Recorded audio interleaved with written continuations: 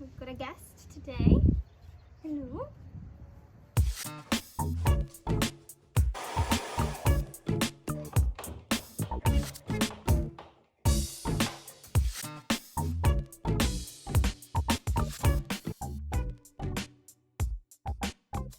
When demand for money increases, so therefore shifts outward, the interest rate at the new level of money demanded is going to remain the same.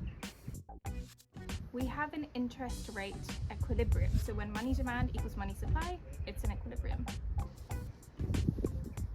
Then when people start demanding more money, the MS will also have to shift out to meet that new demand.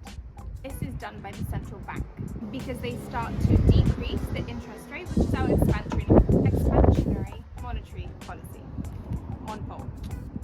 Another reason why people may, or the central bank may want to increase the interest rate or decrease, and that's all because of nominal income. Because when nominal income increases, that means that the money demand again starts to increase. So it's all related. So you always are using interest rates to restore back to the equilibrium. Now, another way that the government can affect money supply is through the use of bonds.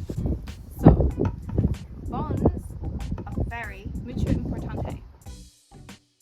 Let me explain the idea of bonds. If I buy a bond from the government, it just means that I'm basically almost like buying a money ticket where the government will pay me back that money plus interest rate later, but for now they have my money. So if the government needs to raise funds, then they're taking my money for now, but they give it back later with a little bit of interest. This is beneficial for both parties because the government gets to raise funds quickly and straight away, and then we know that we're going to get this money back. So it's like an investment, but you're guaranteed to get money back plus the interest rate that was agreed upon. So then the bank has two options. They can either introduce an expansionary bond buy-up or a contractionary bond selling.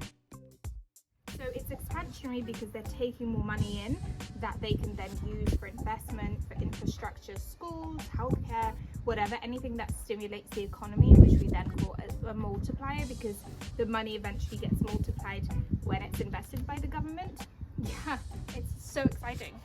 Or it can do a contractionary where it just gives all the money back and stops investing as much because the government at that point has less funds to make. Someone got bored. What were we talking about? The way that the interest rate on those bonds is determined is through a little formula. I don't know if that's actually where the space will be for me to put it up, but I think so. And therefore, the higher the price of the bond, the lower the interest rate is, which makes sense mathematically looking at the equation.